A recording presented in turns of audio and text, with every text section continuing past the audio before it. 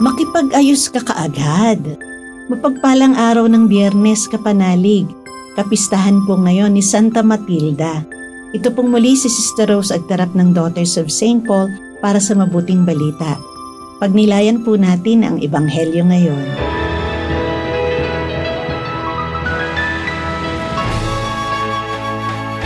Sinabi ni Jesus sa kanyang mga alagad, "Sinasabi ko sa inyo na kung hindi mas ganap ang inyong kabanalan kaysa mga guro ng batas at mga pariseo, hindi kayo makapapasok sa kaharian ng langit. Narinig na ninyo na sinabi sa inyong mga ninuno, huwag kang papatay, dapat managot ang pumatay. Sinasabi ko naman sa inyo, mananagot ang sinumang nagagalit sa kanyang kapatid. Mananagot sa sanggunian ang sinumang mang-insulto sa kanyang kapatid. Nararapat lamang itapon sa apoy ng impyerno ang sinumang manghiya sa kanyang kapatid.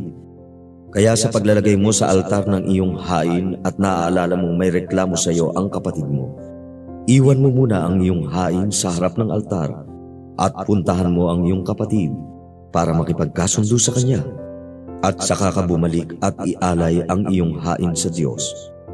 Makipagkasundo na sa iyong kaaway habang papunta pa kayo sa hukuman, at baka ipaubaya kanya sa hukom na magpapaubaya naman sa iyo sa pulis na magkukulong sa iyo.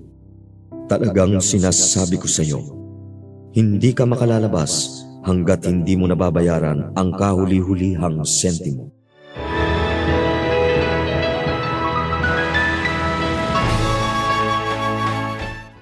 Ayon sa sulat ni San Pablo sa mga taga-Efeso, kung magagalit man kayo, iwasan ninyo ang kayo'y magkasala. Huwag ninyong hayaang lumubog ang araw na galit pa rin kayo. Huwag ninyong bigyan ng pagkakataon ang dyablo.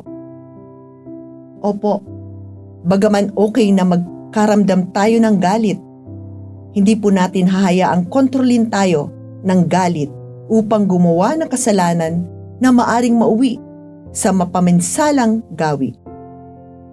Inheritance o mana.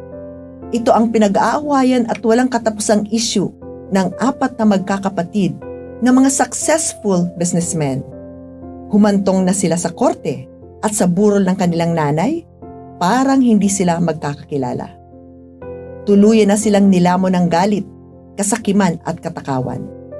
Hinayaan nilang paikot-ikutin sila ng dyablo. Masaya kaya sila? Nakakatulog ba sila ng mahimbing? Masaya kaya ang kanilang mga magulang para sa kanila? Normal lang po ang magalit. May mga bagay-bagay naman talagang nakakagalit, di ba? Si Jesus din ay minsang nagalit dahil sa paglapastangan sa mga may hirap sa loob mismo ng tahanan ng Ama.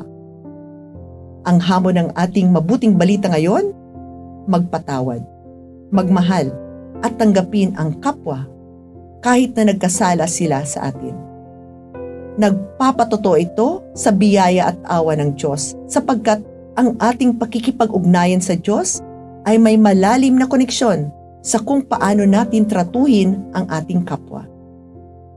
Noong nakapako sa krus si Jesus, ipinagdasal niya ang mga nagnais na siya'y mamatay. Ama, patawarin mo po sila sapagkat hindi nila nalalaman ang kanilang ginagawa.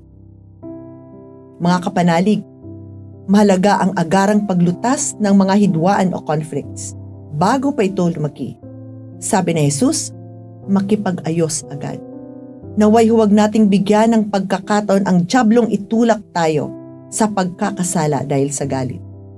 Sa pagpapakumbaba at pagpapatawad, hindi tayo mapapahamak. Mga kapanalig, maraming salamat po sa inyong suporta sa aming misyon. Subscribe, like, and follow po lines sa aming social media accounts. Patuloy po kaming humihingi ng inyong tulong upang maipagpatuloy ang programang ito. Maaari po ninyong ipadala ang inyong love offerings at donasyon sa aming donations channels. Makakaasa po kayo na kasama lagi ang inyong mga intensyon at kahilingan sa aming panalangin araw-araw. Ito pong muli, si Sister Rose na nag-aanyaya sa inyong manalangin. Panginoon, buksan mo ang aming mga puso sa iyong biyaya. Sama-sama nawa kaming maglakbay sa daan ng pagbabalik loob at kalayaan ng may pag-asa, nang maipagdiwang naming ng buong kagalakan ang tagumpay ng Panginoong Hesukristo laban sa kasalanan at kamatayan. Amen. We are here to provide a new way of communicating and proclaiming the gospel.